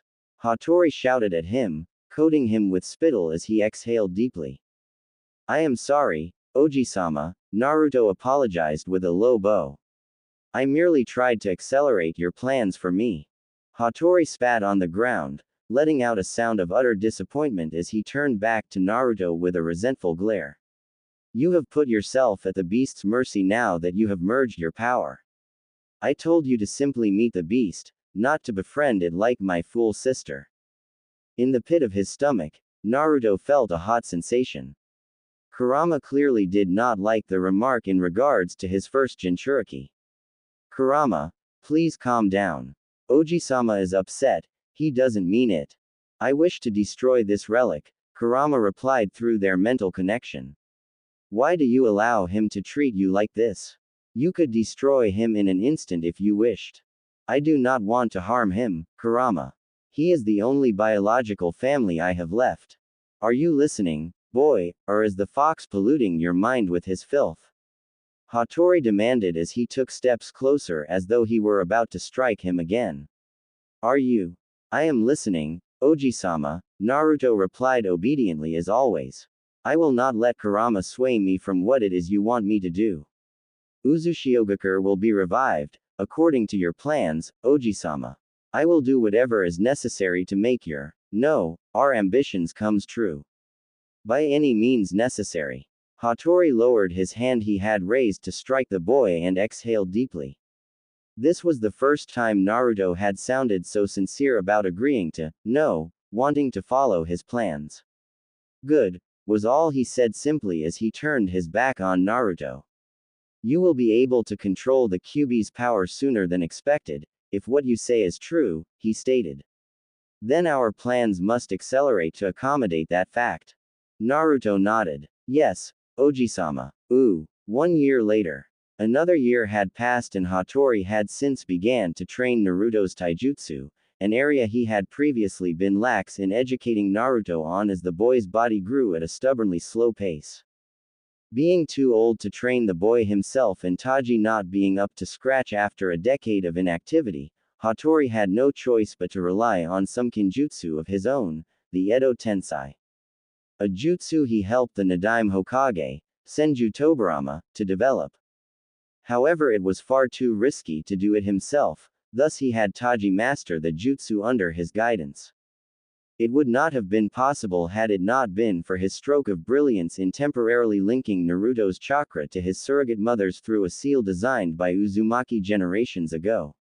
Rather than used by the Uzumaki themselves, as they had inherited incredible chakra reserves from their Rakudo Sennin ancestry, they sold the designs of these seals to Kusagakure, which once stood at the top of the shinobi world. 2. It had taken a while for Taji to leave the island and bring back suitable sacrifices, but at last everything fell into place. Hattori was exceedingly anxious. He had not performed this jutsu for many years, not because out of some putrid sense of morality but rather a general abhorrence of such perverse jutsu that meddled with the cosmic balance of life and death. Still, he reasoned with himself that it was a necessity. While Naruto had clearly inherited his father's physique, it would go to waste if he did not cultivate it soon. Are you ready, boy? Hattori called as they stood in a clearing far from the village. Standing about 50 feet away from his ancestor and surrogate, Naruto gave a curt nod. Yes, Oji-sama, he answered. His voice betrayed his anxiety, but fortunately Hattori did not complain as he too felt it. The relic looked to Taji, whose eyes were blank, unfocused, devoid of any conscience. At his nod, Taji proceeded to go through a string of hand seals and placed her hands on the gritty dirt. Kuchiyos, Edo Tensai. Her voice sounded almost robotic. As her palms touched the dirt, Naruto felt a tremendous pull on his chakra as it surged out of him and into his surrogate mother, who then channeled the chakra into the forbidden jutsu. It left Naruto with a foul feeling throughout his body. How he hated the seal causing it and wanted to rip the Fuin tag off his body, but Hattori had forbid him from doing so, and thus he endured as he always did, his jaws clenched and fists tightened. The neat row of sacrifices sank through the earth, each replaced a moment later by white coffins that shot up moments later, all numbered 1 to 4. The coffin lids exploded outwards simultaneously as 4 figures stepped out of them. Hattori cackled with glee at the sight of his deceased clansmen. Obtaining their DNA acquired a mere trip to the Uzumaki tombs in the labyrinth below the village. Had his body been capable of doing so, he would have revived them a long time ago. "Where am I?" demanded the tallest and most handsome of the 4. His voice was deep, his skin flawless and his red hair tied in a ponytail fell below his shoulders. He wore red body mesh and black-fitting armor with Uzumaki emblems and tassels, and carried a long katana on his hip. "Ah, yes," Hattori continued his manic laughter. "Uzumaki Hiei, the only Uzumaki to have ever been born with the Jinten Kekkei Genkei. 1. A child born as a result of rape, Uzumaki Hiei was born to an Uzumaki clanswoman, who didn't know who the father was, as there had been multiple perpetrators. Hiei's mother, an Uzumaki spy, died 2 years after giving birth in the highlands far from Uzu no Kuni, leaving her son to be put in an orphanage until word reached the Uzumaki clan, who came to collect him years later after reports came in of a 6-year-old child with fierce red hair and an affinity for Jinten. Under the tutelage of the Uzumaki, Hiei became to be revered as one of the world's greatest swordsmen. His exploits were well known in literature of nearly 100 years ago. Oh, what is this? Could this be the Edo Tensai? Another wondered out loud. Significantly shorter than Hiei, this Uzumaki was of a stockier build and had a broad set of shoulders and a thick scar running vertically over his left eye. He wore a gray and blue sleeveless combat gi and simple trousers.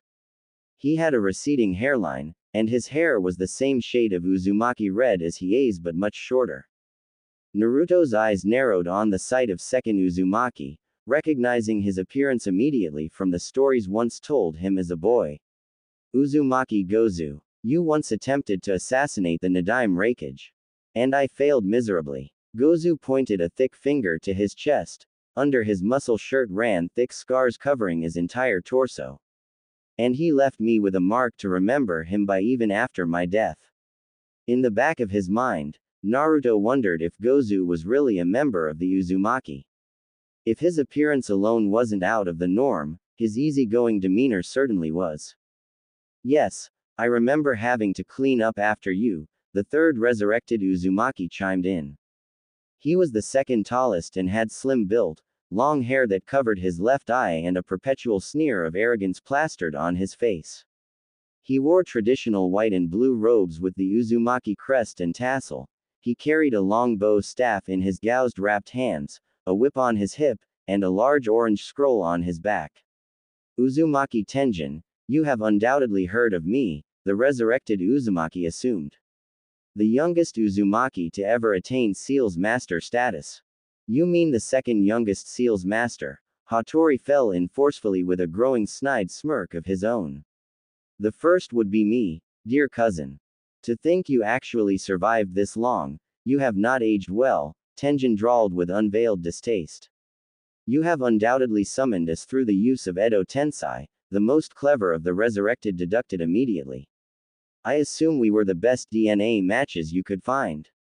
Hattori neither confirmed or denied this, thought it appeared Tenjin did not care anyway as his eye fell on the fourth and last of the resurrected. What is this misfit doing here? Tenjin snarled. Uzumaki hero. Hattori whispered the name with clear exhilaration. Naruto recognized the name immediately and frowned, uncertain of what to think or say. Perhaps the second most gifted ninjutsu specialist the Uzumaki have ever known. Hiro looked like most Uzumaki. His hair was red, going up in gravity-defying spikes like Naruto, his skin lightly tanned and for the most part unscarred. He wore the traditional blue Uzushiogakure battle armor over baggy, white robes with the Uzumaki spiral emblem. The second, Hiei spoke with a light frown of confusion. He looked to the other resurrected Uzumaki for answers. Isn't it obvious? Tenjin said, glaring at Naruto as he sized him up. This child has surpassed even Hiro. Interesting. Hiro spoke for the first time. Naruto noted how calculated and reserved he sounded, and while faint, he could hear a touch of condescension. Interesting, is it, traitor? Hattori growled at Hiro with contempt. The other resurrected Uzumaki seemed to agree with Hattori. Even Hiei, who looked rather odd with his damning glare, accentuated even more by the black sclera and white iridides as a result of the Edo Tensei. So it is true, what you said, Oji-sama. Naruto knew the story of Uzumaki Hiro very well. Hattori had told him only once, but the hatred in his voice had seen to it Naruto would never forget it. Uzumaki Hiro was born to Uzumaki branch house parentage. Growing up, he soon proved to be a prodigy amongst prodigies, a true genius in every sense. Hiro was born with such a strong chakra. His chakra chains, an ability known only to Uzumaki, first appeared when he was but an infant, much to the shock of the Uzumaki clan, as the average Uzumaki usually awakened their chakra chains during their teenage years. Predictably, he was immediately put in advanced ninjutsu training and excelled greatly. Then, one day in the beginning of the First Great Shinobi War, Uzumaki Hiro deserted his comrades, who were ambushed soon after his disappearance. Hiro was found dead weeks later in a valley in Earth Country. Fortunately, before Iwa forces could recover his body, he had set his body up with a reverse 4-symbol seal in the case of his death. As a testament to his prowess, Uzumaki Hiro took down over 1,000 shinobi with him. Why are we here? Uzumaki Tenjin demanded, making an unpleasant noise as he sucked his teeth impatiently. What do you want, Hattori? Hattori sneered at his cousin. You always lacked patience, Tenji, he chided. Nonetheless, the relic clapped his hands, signaling the resurrected shinobi to listen up. I have brought you all back to realm of the living for one reason and one reason only. And what would that be? Gozu inquired nonchalantly. Out of all the Uzumaki brought from the dead, he seemed to mind it the least. In fact, it was as if he enjoyed being alive again.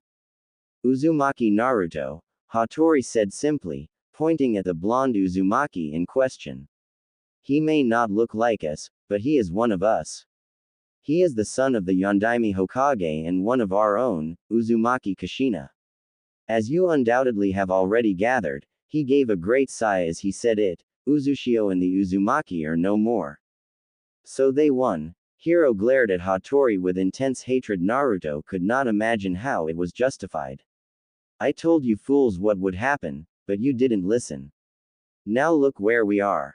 Be quiet, traitor, Tenjin bellowed, raising his bow staff threateningly. The ceremonial Uzumaki emblem tassels shook as though the staff was tuned to its wielder's emotions. You have no right to criticize us after you abandoned your own. I should destroy you right now. You stubborn fool, Hiro spat contemptuously as he slid into a fighting stance. You dare to threaten me?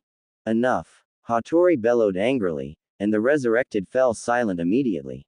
What has happened in the past cannot be changed, but we have an opportunity for the future. That opportunity lives in this child, Uzumaki Naruto. None of them made any comment. Instead they looked back to Naruto again, staring at him as Hattori spoke. I have brought you back to aid me in teaching him in our ways. Through him, the Uzumaki can live once again and Uzushiogakure can be restored. You haven't changed at all, Hattori, Hiro's voice was as cold as ice. The resurrected Uzumaki made no attempt to hide his utter disgust. This fixation with tradition and protocol. All of these rules, don't you ever get tired of them? Hattori opened his mouth to respond angrily, but Hiro already turned to Naruto. I have been in your position, Uzumaki Naruto.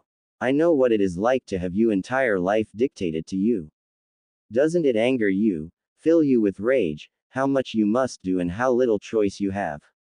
This life without freedom, if you can even call it a life, is a wretched thing, is it not? So that is why you betrayed the clan, Naruto realized as the reason for Uzumaki Hiro's betrayal became clear. It was a strange notion to him, but it made sense in a way he couldn't quite put in words. He had never really thought of living his life in any other way than he did now. The more he realized how odd his life was, the more he realized he could relate to Hiro's past predicament. It scared him. Was there something wrong with living a life of routine, waking up early, eating the nutritious meals prepared for him by his surrogate, reading, training and resting in accordance to Hattori's schedule? Naruto opened his mouth without being clear with what he wanted to say, so he fell silent. You want to be free, don't you? Hiro asked quietly. His voice took a more sympathetic and gentle tone. Free from all of these responsibilities and duties. Then kill this old relic and. Hiro's eyes suddenly rolled back into his head and he fell forward, collapsing with a resounding thud. Insolent fool. Hattori trembled with rage and breathed heavily. Even now he dares to defy our ways. Trampling on Uzumaki protocols never sat well with the relic and it could easily set him off into a fit of rage. It was exactly why Naruto made a habit out of never bringing up his resentment of certain aspects of his training. I'm assuming you've got ways to control him, otherwise you just wasted a lot of chakra resurrecting this filth, Tenjin commented from the sidelines. Of course I have my ways. Hattori took offense to the comment. Now then, I'm assuming you three will comply freely. Gozu gave a shrug and stifled a yawn. Death is boring, he said simply. I'll comply if it means I'll be able to see the revival of our clan. While I am not particularly pleased with being brought back, Hiei began as he placed a hand on his okatana's hilt, I will serve my clan once again.